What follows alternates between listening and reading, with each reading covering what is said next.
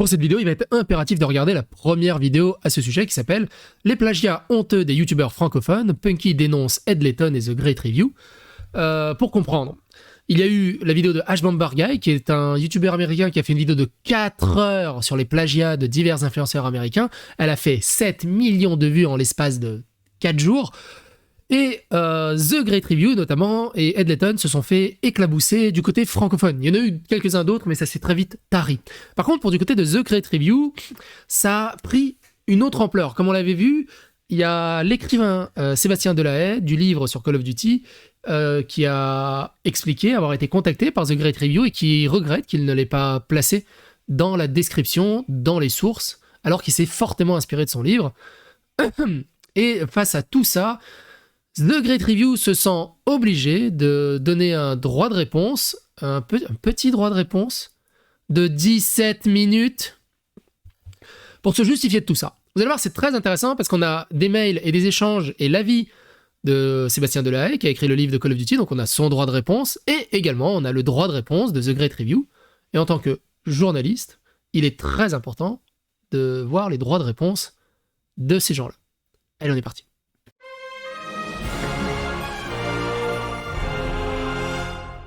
Attention, please. La première vidéo... Ah, mais Attends, je suis pas sur le bon navigateur. Hop. La première vidéo est dans la description. Voilà. Donc n'hésitez pas. De l'autre côté, on a eu des avancées. On a eu Netsabé, donc c'est Sébastien Delahaye, Netsab, on va dire, a répondu suite à une prise de contact avec Augustin, The Great Review, et ça confirme qu'Augustin lui avait proposé et assuré qu'il voulait le créditer dans sa vidéo. Le fil continue dans le tweet cité. On va lire le mail que Sébastien a bien voulu partager. Vous allez voir, c'est très intéressant par rapport à ce que va dire Augustin The Great Review dans son droit de réponse. Alors, c'est là. C'est là. Oui, c'est ça. Tac. Donc, Sébastien dit dans un mail... alors, retenez bien la date, elle est très importante aussi. Alors, on n'a pas de date, il n'y a que l'heure, c'est magnifique. C'est pas grave. Maintenant, je suis bête... je suis fatigué, je suis désolé, je suis un peu fatigué. Le mail, il date de là. Hello, ce mail sera également publié. Je pensais que dire que ce qui me gêne le plus, c'est l'absence de lien vers les sources. En gros, Sébastien a recontacté Augustin suite au drama. Puis proposer un... Alors, c'est l'absence de lien vers les sources, puis proposer un lien direct vers uniquement la bibliographie serait une perche tendue suffisamment évidente. Apparemment, c'était trop subtil. Je vais donc paraphraser ma réaction au public en détaillant les deux sujets. L'orgueil. J'ai volontairement placé mon texte sous une licence permettant la réutilisation avec des conditions simples, le crédit, plus l'utilisation de la même licence. Je suis toujours ouvert à toute reprise tant qu'elle remplit ces conditions. Le livre est gratuit, vous pouvez aller le télécharger. Et il rajoute, c'est toi, donc il s'adresse à The Great Review, il dit, c'est toi qui as d'emblée proposé d'ouvrir la vidéo avec 1 minute expliquant que le livre était la source principale. C'est toi aussi qui as indiqué que tu te retrouverais à pomper 80% du livre. Si ce pourcentage a évolué, tant mieux, je n'en ai néanmoins pas été tenu au courant. Depuis que j'ai donné mon autorisation, je ne crois pas avoir lu un remerciement pour ça. Tu t'excuses du drama Twitter et uniquement de ça. Néanmoins, sans ça, je n'aurais jamais appris la sortie de la vidéo. Le livre n'est pas crédité dans la première minute de la vidéo comme initialement promis, ni même dans la vidéo. La description initiale ne le mentionnait pas non plus.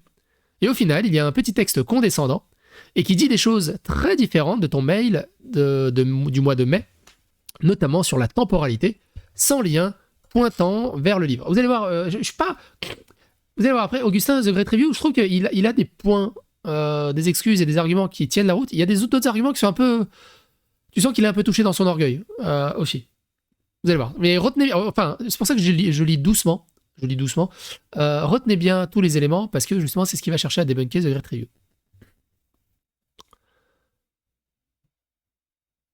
Donc j'en étais où ? Voilà. Encore une fois, tant pis. Fondamentalement, je m'en fiche. Tout ça me fait perdre mon temps. Si tu penses que marcher sur les autres et répondre par des demi-vérités est ce qui va profiter à ta réputation, c'est ton problème.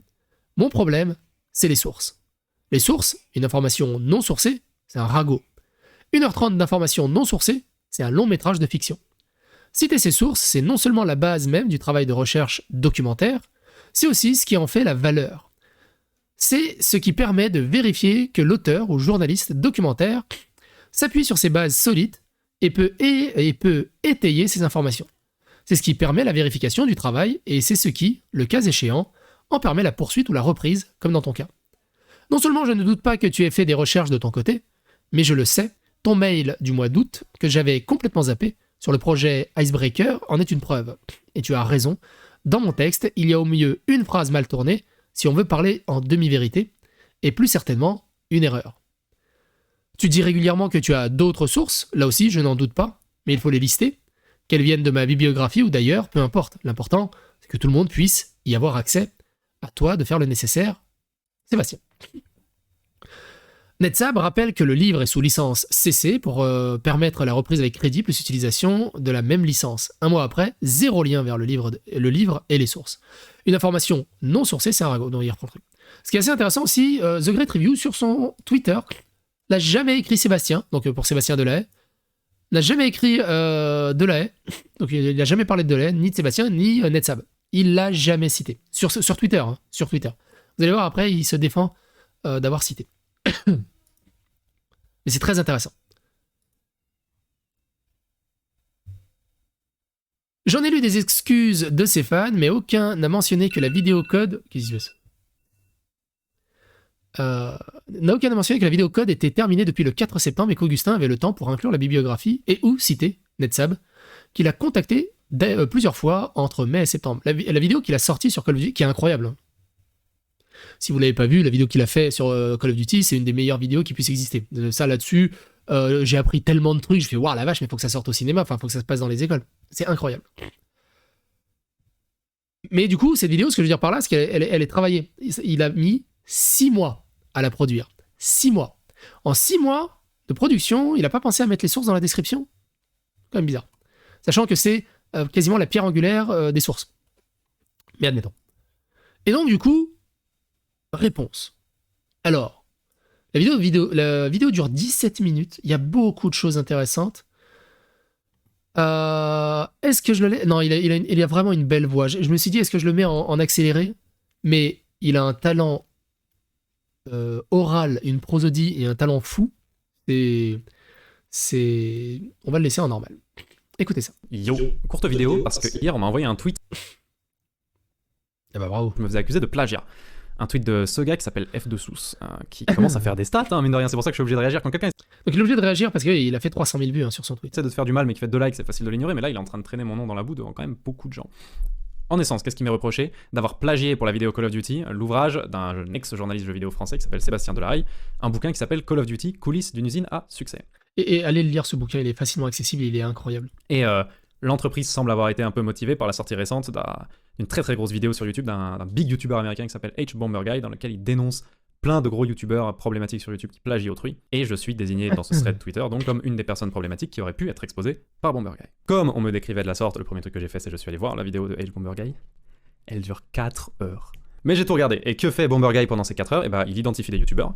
4 heures, 7 millions de vues, elle doit être même plus maintenant, 4 heures. Comme quoi les vidéos longues, ça marche aussi sur YouTube. Qui sont extrêmement productifs, qui sortent quand même beaucoup de contenu qui a l'air très recherché très vite, et sur lesquels il y avait déjà des soupçons qui planaient, comme quoi telle partie de ta vidéo semblait extrêmement similaire à tel ou tel article. Et il fait un travail de recherche de titan, qui lui a pris 1 an pour sortir cette vidéo. Alors c'est un peu long, mais c'est important pour le narratif d'Augustin. Où il finit toujours par trouver l'article qui a été plagié. Même quand c'est un truc que 3 personnes sur Terre ont lu, publié dans la gazette d'une petite ville de Caroline du Sud, il finira toujours par réussir à mettre côte à côte le texte du youtubeur et le texte de l'article et on voit que c'est le même. Ou alors côte à côte le montage et on voit que c'est les mêmes images.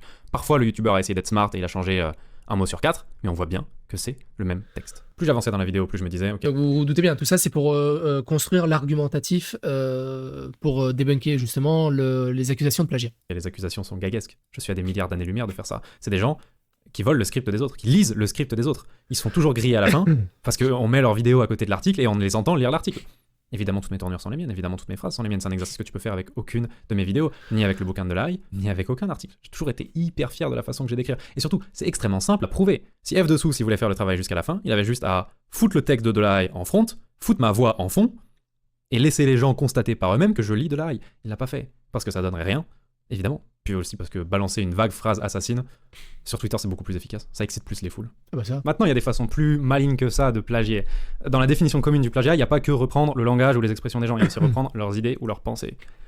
Genre, si t'es trop malin pour recopier exactement comment il écrit, recopie juste comment il pense. Ok, ici, les prises d'opinion, les idées, les pensées, elles sont les miennes et c'est très facile à vérifier parce qu'il n'y en a pas dans le bouquin de Delay. Et je suis pas en train de tacler Delay. Il est pas là pour faire un papier d'opinion. Il est pas là pour faire une dissertation émouvante. Ce qu'il fait, c'est un compte-rendu extrêmement froid, extrêmement chirurgical de ce qui s'est passé chez Infinity Ward. Et vraiment, chez Delay, quand Spielberg vend son studio à Electronic Arts, il y a marqué Spielberg vend son studio à Electronic Arts. Petit astérix source, communiqué de presse d'Electronic Arts du 28 juillet.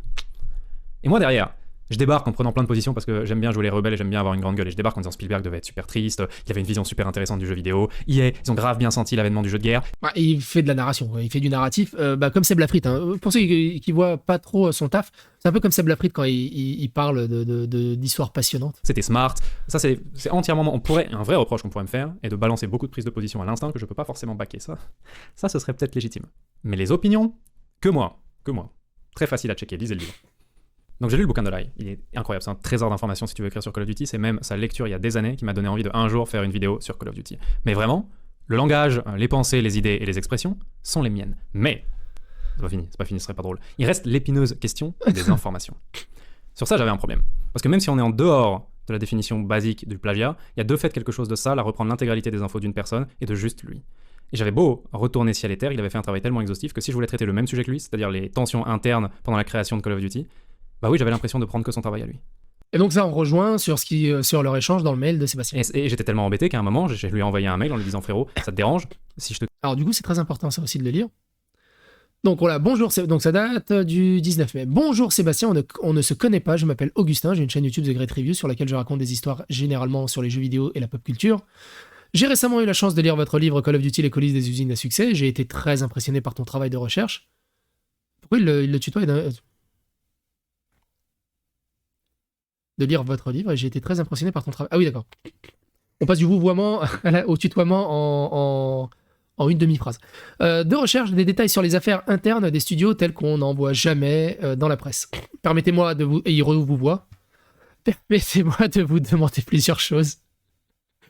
Premièrement, j'ai tant apprécié l'histoire que j'aimerais la porter en vidéo sur ma chaîne et j'ai beau attaquer le script avec un angle différent à chaque fois, votre travail a été si exhaustif que je me retrouve toujours à pomper 80% de votre bouquin. Je préférais donc simplement être transparent et attaquer la vidéo avec une minute de présentation pour expliquer que la recherche vient très principalement de vous. Est-ce que quelque chose qui vous irait ? Très bonne proposition. Souvenez-vous, hein, on avait traité dans la première vidéo avec Feldup qui a repris myhouse.wad de Doom. Il était obligé de faire un point sur la version anglaise de la vidéo, tellement elle était proche et tellement elle était incroyable. Et il aurait fait ça, ça aurait été cool. Il présente le livre qui s'est inspiré de sa vidéo. Mais les plans changent. Vous allez voir ça après. Je compte tout de même participer à la documentation un minimum. C'est de là que vient ma demande suivante. J'aimerais pouvoir m'entretenir avec vous, d'abord concernant l'évolution de la licence depuis 2019. La vidéo doit être à jour et la vidéo ne sera jamais à jour. La vidéo restera à date de 2019. Mais également de façon plus générale pour pouvoir vous interroger sur vos méthodes de recherche. J'ai bien évidemment consulté votre section bibliographique à la fin de l'ouvrage, mais je suis impressionné par votre capacité à rassembler des informations sur le travail interne des studios et éditeurs que j'aimerais pouvoir vous demander en détail comment vous travaillez. Tout ça pour dire, est-ce un problème si j'utilise votre livre comme base pour une vidéo tout en vous créditant ? Et accepteriez-vous de me parler un peu pour discuter de votre travail sur Call of Duty ces dernières années ?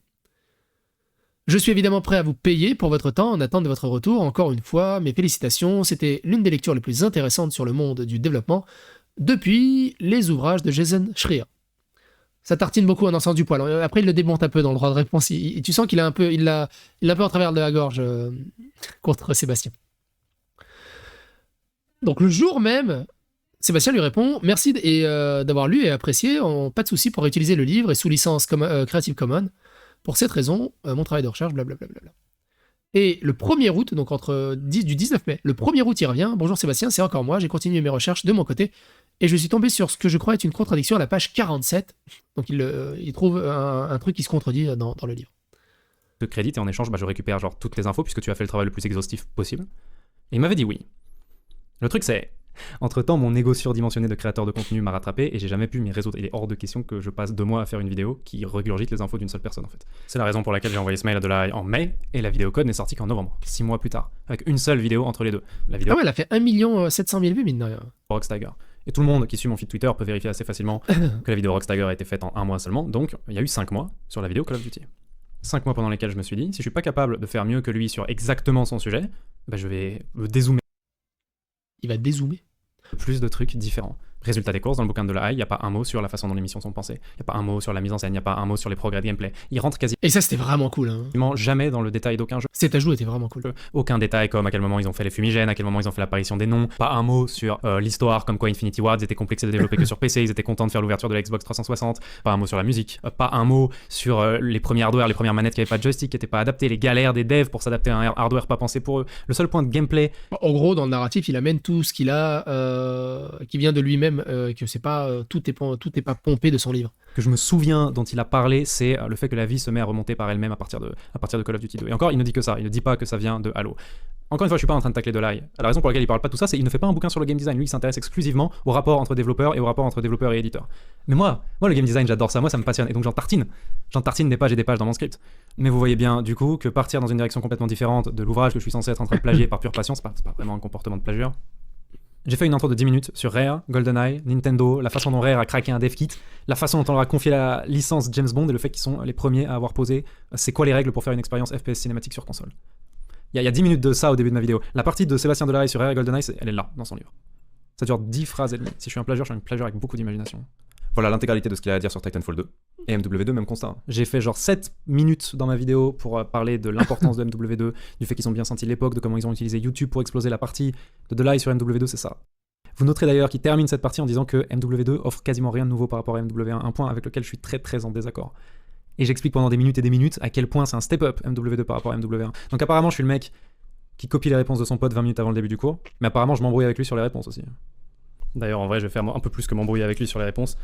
Là ça clash un peu. Là, ouvrez un petit bol de chips. Monsieur Delay, vous avez fait le meilleur travail journalistique que j'ai jamais vu être fait par un Français, mais il y a un moment où je pense que vous avez objectivement tort, c'est genre page 40, quand vous dites que Thomas Fenady a bel et bien déclenché cette alarme incendie pour choper les mails des gars de chez Infinity Ward. Je n'ai pas dit ça dans ma vidéo. J'ai dit, il a admis qu'il avait envisagé de le faire, qu'il avait eu l'idée, mais il a jamais osé passer à l'acte. Pourquoi j'utilise cette version dans ma vidéo ? Parce que j'ai cross-référencé avec tous les médias du monde, et qu'il y a personne sur cette terre qui confirme cette version qu'il a vraiment fait. La version de tous les médias de la planète, français, américains, partout, c'est il a reconnu avoir eu l'idée, il a envisagé, il l'a jamais fait. Maintenant, si ça se trouve, vous avez raison, monsieur Delay. Ça se trouve, vous avez une source hors du commun que personne n'a. Si ça se trouve, Thomas Fenady lui-même vous a dit en one-one dans un restaurant à Los Angeles, ouais frérot, j'ai activé cette alarme incendie. Mais même si c'était le cas, je ne pourrais pas le mettre dans ma vidéo. Parce qu'il n'est pas question de mettre dans ma vidéo un truc qu'un seul gars a dit que je peux pas cross-référencer. Donc je suis désolé, je tape un peu sur votre incroyable livre, mais j'essaie de prouver à des animaux de Twitter que je suis pas une fraude. Les animaux de Twitter, c'est compliqué. Hein. C'est pas facile. Donc après tout ça, après que les tournures soient les miennes, les formulations de langage soient les miennes, les opinions, les prises de position, que je peux justifier de 5 mois de travail, d'avoir fait tous les jeux de la licence pour pouvoir parler dessus, d'avoir exploré je sais pas combien d'angles que Delay n'explore pas, je pensais honnêtement que c'était impossible de me traiter de plagiat. Et je pensais que, qu'importe que je décide de citer Delay ou pas dans la description, ce serait dans le meilleur des cas un clin d'œil et pas une obligation. Je pensais que j'avais vraiment fait mon taf. F de Sousse est pas d'accord, parce que F de Sousse m'applique une définition incroyablement stricte du plagiat, où si tu as appris un truc auprès de quelqu'un un jour et que ce n'est pas signalé le jour où tu utilises cette information, c'est déjà du vol. Il m'applique une définition universitaire. Tu fais un papier de recherche, tu avances la moindre info sans dire où tu l'as apprise la première fois, c'est déjà du plagiat. Et j'ai réalisé que je pouvais me faire épingler sur ça. De fait, j'ai cité personne dans ma vidéo, de fait, j'ai forcément appris les trucs quelque part. Mais si tu l'appliques à YouTube... Il a ajouté un petit truc. Ah là, ça manque. Faut que je précise. Il a refait un montage là-dedans, c'est rigolo. Soudain, la planète entière est coupable. Et genre pas juste les youtubeurs storytelling, tous les youtubeurs, tous les gens qui sont déjà apparus sur YouTube, même en dehors de YouTube, tous les streamers, tout le monde a déjà dit en vidéo ou en live une info sans dire d'où il la savait. Tout le monde. Ah oui, totalement. Tout le monde. Parce que je l'ai lu un peu à gauche à droite, tout. Mais c'est différent de connaître une information, de contacter l'écrivain, de dire je te fais une minute de promo en début de vidéo, j'adore ton taf, franchement, il y a 80% de mon taf qui va s'inspirer de ton livre. C'est autre chose que tu navigues sur 45 onglets, tu t'enchaînes 1800 pages de tout et de n'importe quoi, et au final, t'as retenu une information d'un truc un peu obscur, un peu à gauche à droite. Là, t'as eu ce que je veux dire par là, c'est que t'as eu une relation un peu plus étroite avec Sébastien. C'est là où je suis pas d'accord avec la défense de The Great Review. ce n'est pas le niveau d'exigence que H Bomber Guy a, par exemple. Loin de là, H Bomber Guy, il épingle des gens qui sont vraiment en train de lire à haute voix l'article de quelqu'un d'autre. Et F de Sousse m'a mis côte à côte D'ailleurs, ça fait mal au cœur pour AVGN. Hein. C'est ce qu'il est devenu, c'est vraiment d'une tristesse absolue. avec ces gars-là, et a envoyé 1000 personnes sur mes côtes juste ce matin, pour un truc avec lequel je pourrais condamner chaque personne qui est déjà apparue sur Internet. Et évidemment, il a pas débarqué en disant « Oh bah Review, je vais t'appliquer des critères qui sont 10 fois plus stricts que même dans la vidéo qui est en train de retourner YouTube. » Non, non, non. Il a juste dit « Bah alors Review, on plagie ?» Et puis il a cité la vidéo de Bomber Guy. Et il a laissé Twitter faire le reste. Et comme il a cité la vidéo de Bomber Guy, Je peux même pas couper sa vidéo à Augustin. Il parle tellement bien. Franchement, c'est du petit lait. n'importe qui regarde son thread et qui regarde la vidéo américaine va se dire « Ok, si on cherche, on va trouver des articles avec les mots et les textes de Review, les trucs qu'il a volés. » Il y a combien Bomber Guy, ces endroits sont d'ailleurs, impossibles à regarder. trouver, mais ils vont pas checker, c'est Twitter, ils vont juste croire.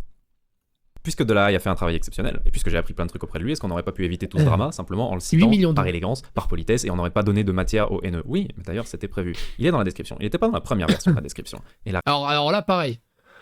Je suis pas convaincu, mais écoutons-le. raison est que à chaque fois qu'une vidéo sort en catastrophe avec un timing horrible sur ma chaîne, la première description c'est un squelette. Et dès que j'ai pu un peu mettre mes affaires en ordre, je reviens quelques jours après pour mettre tout ce que je voulais mettre dans la description. Ça ressemble à une excuse. Alors, du coup, pour moi, la vidéo est pas sortie en catastrophe, t'as mis 6 mois à la sortir. Franchement, un jour ou deux de plus pour y faire bien la description. Je suis pas convaincu. Je suis pas L'excuse est pas spécialement propre. Parfaitement d'accord, je peux pas vraiment vous le prouver. Évidemment, F de Sousse n'en croirait pas un mot. Il dirait frérot, tu l'as rajouté une semaine après pour le cacher le plus longtemps possible aux yeux du monde, mais nous autres guerriers de la justice t'avons cramé. Moi, par contre, là-dessus, je suis d'accord avec Augustin. C'est juste en mode. Voilà, ça va, si je mets pas la source, c'est pas grave. Mais c'est plutôt la relation étroite qu'il a eue avec Sébastien qui me fait plus. C'est pas du plagiat, mais juste, il a pas rempli le contrat tacite à l'oral qu'il avait eu avec lui, en fait. De fait, ça sonne comme une excuse, sauf que j'ai parlé de Delay plusieurs fois en stream pendant que je préparais cette vidéo. Alors, je sais pas pourquoi il dit de la haille, c'est de la haie. Là, c'est Brigitte de la haie, c'est pas Brigitte de la haille. D'ailleurs, c'est Brigitte la haie et pas la haille. Enfin, bref. Et quelques jours après la sortie de la vidéo, quand France Info m'invite sur leur talk et qu'on me demande comment t'as eu l'idée pour cette vidéo, qui est la première personne dont je parle? Il y a mon boss de l'époque, Bertrand Hamar, qui m'avait conseillé un bouquin écrit par un journaliste français qui s'appelle Sébastien Delay. J'ai une façon pas très discrète de planquer Delay quand même. Ça, c'est un alibi en béton. Là, il y a rien à dire. Il y a rien à dire, c'est un alibi en béton. J'essaie de comprendre ce que j'avais pu faire à ce gars et il m'a donné lui-même la pièce suivante du puzzle. Apparemment, il y a plusieurs années, il s'était déjà mis sur mes côtes pour la vidéo Shadow of the Colossus. Même accusation. Tu as tout piqué au youtubeur Jacob Geller qui a traité du même sujet. Tu l'as pas cité dans tes sources. Tu es un plagiat. Ici, il arrive à être encore plus injuste parce que j'ai découvert l'histoire avec lui. Alors, là, on peut avancer parce qu'il réexplique un peu le contexte de la vidéo de Shadow of Colossus. Le lien est dans la description, n'hésitez pas à aller regarder ce qu'il dit sur ce passage. Mais on va juste écouter ce passage-là qui est assez intéressant. Pour cette vidéo sur le Shadow of Colossus, il explique qu'il avait un PDF de 1800 pages qui s'est tapé. Quel enfer. Réussir à percer le secret. Je voulais une vidéo qui détaille ça parce que c'était pas celle de Geller. Et à l'inverse, Geller, il a toute une partie qui est très très belle sur la littérature et sur la philosophie dont je ne traite pas parce que là, pour le coup, c'était ses réflexions. Toucher à ça, ce serait du plagiat. Est-ce que notre génie en chef prend acte de un seul des trucs que je viens de dire? Non, évidemment. Il a débarqué en disant tu as traité la même histoire que lui, il est pas dans tes citations, tu es un plagieur. Et autant je peux voir que je me ferais taper sur les doigts en milieu universitaire pour pas avoir dit yo, le premier endroit où j'ai appris que hier a racheté Criterion c'était dans tel livre par Sébastien Delay, autant si je dois un crédit à Jacob Geller, ça veut dire que si un jour je fais un film sur la Seconde Guerre mondiale, je dois absolument créditer le bouquin que j'ai lu quand j'avais 6 ans qui m'a fait découvrir la Seconde Guerre mondiale. Ouais, mais non, pareil, encore une fois, je suis pas d'accord avec l'argument. Vous me dites ce que vous en pensez. Hein. Moi, je donne mon avis, mon opinion. Vous me dites ce que vous en pensez. Oui, t'as envie de faire un film sur la Seconde Guerre mondiale d'un livre que t'as lu quand t'avais 6 ans, donc on va dire plus de 20 ans en arrière. Ok, tu vas pas aller la chercher, tu vas pas. Ok, ça marche. Mais là, on n'est pas dans cette catégorie-là. Là, tu vas chercher la personne directement pour s'entretenir avec lui, pour lui dire de mettre son livre en avant et tout le bazar, et tu le fais pas. C'est vraiment autre chose. Et c'est la deuxième fois qu'il met ça sous le tapis, ce qui est un peu tristounet. Je suis d'accord avec sa prise de position, de ce qu'il dit par rapport au livre de Seconde Guerre mondiale et tout le bazar qu'il avait 6 ans et tout. C'est logique. C'est un argument entendable, logique, mais dans la contextualisation de l'histoire qu'il y a, ça tient pas. C'est hors Parce que c'est ça que je dois à Jacob Geller, m'avoir fait découvrir cette histoire. La dernière vidéo dont on m'a parlé dans le thread, c'est celle sur Shia LaBeouf, 4chan, la capture de drapeau. Elle est très inspirée par The Internet Historian, et cette fois, il est cité. Ça doit être la seule vidéo sur ma chaîne où je cite le créateur qui m'a fait parler de l'histoire pour la première fois. Pourquoi? Parce que je me suis pas contenté de découvrir l'histoire grâce à The Internet Historian, j'ai essayé d'émuler son style de montage. Et Internet Historian, c'est génial. J'étais fasciné par la façon qu'il avait de réussir à faire passer de l'humour subtilement dans la voix et moins subtilement dans le montage, et je voulais l'émuler. Le problème, c'est que ça, c'est un aspect créatif de The Internet Historian. C'est vraiment un truc créatif qu'il a designé année après année. Ça, si je limite, il n'est pas question de ne pas le citer, sinon là, c'est plagiat évident. Du coup, je l'ai cité, il n'y a pas de galère. Est-ce que du coup, les gens du thread m'ont félicité pour ça? Non. Non. Parce que j'ai Alors, on va pas se mentir. Hein. J'ai mis des trackers hein, dans les sources. Parce que, enfin, pas tout le temps. De temps en temps, j'ai fait un test. J'ai mis personne clique sur les sources. Tu peux mettre les sources, personne les lit. Des fois même, on te pose la question, ah ouais, où est-ce que t'as appris ça? T'es qu'un menteur. Alors que la source est dans la description. Hein. Personne ne lit les sources.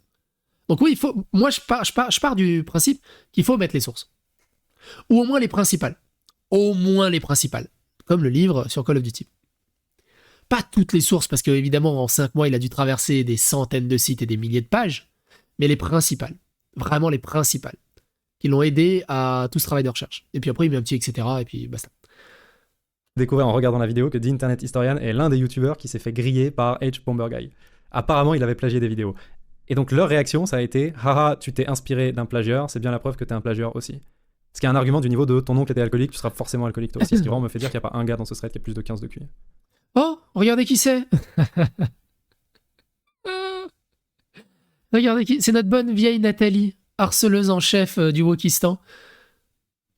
Une des personnes les plus toxiques des réseaux sociaux. Depuis que tout ça a éclaté, il y a plein de gens qui me DM en me disant Elle avait réussi à me foutre en top tendance avec le hashtag psychédélique le harceleur, alors que c'est elle qui m'harcelait avec toute sa troupe. « Frérot, juste mets toutes les sources à partir de maintenant, comme ça tout sera clair dès le début, il y aura pas de... » Ce qui est intéressant, c'est que dans tous ces dramas, vous avez remarqué que c'est toujours les mêmes qui reviennent. C'est toujours une petite niche. Toujours les mêmes. Toujours les mêmes. C'est quoi? C'est 10, 20, 30 personnes à tout casser qui pourrissent Internet de leur toxicité et qui se soutiennent les uns les autres. Problème. J'étais de fait très heureux que ce soit pas universellement réclamé sur YouTube jusqu'à maintenant, pas pour cacher le fait que j'ai tout pris à Sébastien Delahaye, pour la problématique contraire, il y a tellement de sources. Quand tu fais de la recherche, c'est 2 mois pendant lesquels t'as... Alors, pareil, là il a dit, c'est un truc que... Ce qui est bien avec son droit de réponse, là il a dit, ce n'est pas parce que j'ai tout pris à Sébastien Delahaye. Ce n'est pas un aveu, parce que des fois je me dis moi aussi ce genre de phrase, ce n'est pas un aveu, oh il a avoué, what? Il a avoué, il a tout pris. Non, c'est une formulation, c'est une paraphrase. Faut pas être con au bout d'un moment. Faut pas avoir 15 de QI. Mais écoutez, on va revenir un peu en arrière, écoutez-le. Sur YouTube jusqu'à maintenant, pas pour cacher le fait que j'ai tout pris à Sébastien Delahaye, pour la problématique contraire, il y a tellement de sources. Quand tu fais de la recherche, c'est 2 mois pendant lesquels tu as 35 onglets ouverts en même temps du matin au soir. Tu trouves une info stylée, tu la check, elle a l'air de tenir, tu l'ajoutes au script, 1 heure après tu découvres que ça rentre pas dans ton montage, tu la sautes. J'amende le script La source. 150 000 fois par jour. S'il fallait que j'amende la liste des sources en même temps, ce serait un travail titanesque. Que j'étais de fait content de pas faire juste... Alors, par contre là, pareil, je suis pas d'accord. Tu vois une source. Tu le mets dans ton script, donc tu rajoutes à la source. Si t'amendes ton script, bah t'amendes aussi la source. Parce que imaginons que t'as un passage dans le script qui manque ou qui est mis et que t'as pas mis la source. Comment tu vas faire pour rechecker derrière? Tu dois rechercher. Donc s'il y a une info qui rentre, bah t'as un codex derrière, un index qui existe et pour pouvoir rechecker. Jusque-là, et je trouvais pas ça moralement répréhensible parce que je sais que je picore juste du savoir, parce que je sais que je cravache assez sur mes vidéos pour que jamais quelqu'un ouvre mes vidéos en disant mais attends, mais c'est mon article. Personne ne se sentira jamais volé en regardant ce que j'ai fait. Et ça, on est d'accord. Ça, j'en suis sûr à 2000%. Mais sauf Sébastien, du coup. en vrai, c'est toujours une bonne idée de devenir plus professionnel, donc je vais commencer à citer mes sources. Je pense honnêtement que ça ne me protégera pas plus des dramas. Bah non, parce que regarde, dans H. Bomberguy, que ce soit la VGN, Internet Historian et je sais plus comment il s'appelle, un gars qui faisait des vidéos sur les films Disney et le côté LGBT dans les films Disney qui a tout pompé dans des trucs à gauche à droite, il mettait des past-bins où il y avait les sources dedans. En fait, comme personne les lit, ils s'en foutent, mais il mettait directement les vidéos où tu pouvais voir que leur vidéo et la vidéo dont ils s'inspirent, c'est les mêmes plans, les mêmes textes, à part 2-3 bricoles qui changent. Donc personne lit les sources. Ça c'est indéniable. Évidemment, ça aussi, c'est une paraphrase. Enfin, c'est pas une paraphrase. C'est quoi le bon terme en français? C'est pas une paraphrase. C'est un grossissement du trait. Quand je dis personne vérifie les sources, il y en aura peut-être 1 ou 2, tu vois, mais en microscopie. En macroscopie, la stat est tellement basse qu'on peut même pas la prendre en considération. Regardez, il attaque son thread avec un extrait d'un de mes streams, dans lequel je dis « Ah oui, j'ai entendu parler des histoires grâce à eux pour la première fois. » Ça ne prouve rien. Ce n'est ni une preuve de plagiat, ni une preuve de non-plagiat. Il le met parce que ça marche bien sur Twitter. Regardez, j'ai un extrait du streamer lui-même. Évidemment, j'ai raison, croyez-moi sur parole. C'est un truc qui est parfaitement placé pour foutre le seum à quelqu'un qui scrolle rapidement et qui fait pas extrêmement attention à ce qu'il entend. Pareil pour mes mails, il a eu accès. Tu sens que t'as le titi dans son cœur, hein. Il est beaucoup plus énergique. À mes mails avec Sébastien Delahaye. Mais il ne montre que le mail de Delahaye. Il montre pas mon premier message où je débarque en Donc le mail, on l'a lu, hein. disant yo, est-ce que tu pourrais en plus me donner des pistes pour que je fasse mes propres recherches? Est-ce que tu pourrais me donner des contacts, peut-être me permettre d'aller chercher plus loin? Ça, il le montre pas. Il montre pas mon dernier message où je reviens. Alors, le dernier message, c'est quoi? C'est le 1er août. Le 1er août. Bonjour Sébastien, c'est encore moi. Je continue mes recherches de mon côté. Je suis tombé sur ce que je crois être une contradiction. À la page 47 de ton livre, tu dis que Thomas Fenady, l'IT guy chez Activision, a trouvé les preuves de collusion entre West Zampella et EA. À chaque fois que j'entends Zampella, moi je pense à la Maison des Feuilles. Mais je crois que le nom est un peu différent. En organisant un faux exercice incendie pour copier leur mail. Mais toutes les autres sources que j'ai pu trouver, francophones ou anglophones, affirment que le faux exercice d'incendie a été envisagé mais n'a jamais été mis à exécution. Pourriez-vous me dire où vous avez trouvé cette confirmation et que c'est vraiment arrivé? Et si c'est jamais arrivé, comment Activision a finalement appris que West et Zampella parlaient à EA? Je vous remercie beaucoup pour vos futures lumières. Pardon de vous écrire aussi tard. Passez une bonne soirée. Bref, un vrai travail d'investigation, presque journalistique. 3 mois après avoir fact-checké l'intégralité de son bouquin en disant frérot, j'ai un gros doute sur ce que t'as dit sur l'ingénieur d'Activision, est-ce qu'on pourrait en parler? Il n'a pas d'intérêt à ce que j'ai l'air honnête dans ma démarche, ça correspond pas à la narrative qu'il est en train de pousser. C'est le même gars, j'ai découvert en cherchant un tout petit peu plus, qui s'est Et on va pas se mentir, hein, F de Sousse, c'est pareil, hein, il fait partie de la team Cordivian. évidemment précipité pour m'insulter quand j'ai dit qu'FF16 sera pas GOTY, point de vue sur lequel il avait évidemment tort, et c'est genre toute la raison pour laquelle on est là quand même. F16, il est GOTY. C'est là que tu te dis, les journalistes de jeux vidéo, ils devraient juste être destitués de la nationalité. Alors qu'il Pareil, Forza, meilleur jeu de course. a aucune idée de comment je bosse, je pense que les dernières 17 minutes le montrent. Ça lui posait aucun problème de balancer un vague sous-entendu sur Twitter pour convaincre des milliers de gens que je suis le genre de personne qu'on voit dans les vidéos de H-Bomber Guy. Moralement, il a vraiment pas vu le problème. Mais le plus grave, c'est pas qu'un T'inquiète pas qu'il l'a pas vu le problème, c'est juste que ça l'arrange. mec comme F2 existe. C'est comme les maladies et les tornades, c'est un fait de vie. Le plus grave, c'est que vous lui avez donné de la force. Sur les 1000 plus personnes qui ont liké son tweet, 99% ont pas lu le bouquin de Delahaye. Ah oui, c'est sûr. Et probablement qu'une grande partie. Franchement, 100%. 100%, je pense que tu peux... Franchement, 100%. Si ont même pas vu ma vidéo. Je sais que les dramas c'est drôle. Alors moi, je l'ai vu la vidéo, parce que j'aime beaucoup Great Review. Je sais que voir tomber les youtubeurs c'est drôle, mais vraiment donner de l'ampleur à Alors, voir tomber les youtubeurs, c'est drôle quand c'est mérité. Voir tomber des youtubeurs quand c'est pas mérité, c'est pas drôle du tout, c'est même d'une tristesse absolue. quelqu'un qui est en train d'essayer de heurter quelqu'un d'autre, alors que vous êtes même pas en mesure de savoir si c'est vrai ou pas, c'est mal. C'est vraiment mal. Voilà, je crois que je suis arrivé au bout de ce que je voulais dire. Ok, je vais essayer de finir la prochaine vidéo relativement rapidement. À la prochaine. Et vous savez quoi? Au final, ce drama, pour moi, c'est vraiment une tempête dans un verre d'eau. Great Review aurait même pas dû répondre au final. Il aurait dû voir ça avec NetSab. Au mieux. Franchement, moi j'ai jamais compris ce genre de truc. Au mieux, ils contactent NetSab et ils font une vidéo dédiée sur son bouquin, une espèce d'interview. Je dis voilà, par rapport à la vidéo de Call of Duty, je me suis inspiré beaucoup de ton truc. Alors je suis désolé, j'ai oublié de le mettre en avant, mais on peut peut-être en parler de comment t'as... Enfin bref, une vidéo sur la conception du bouquin.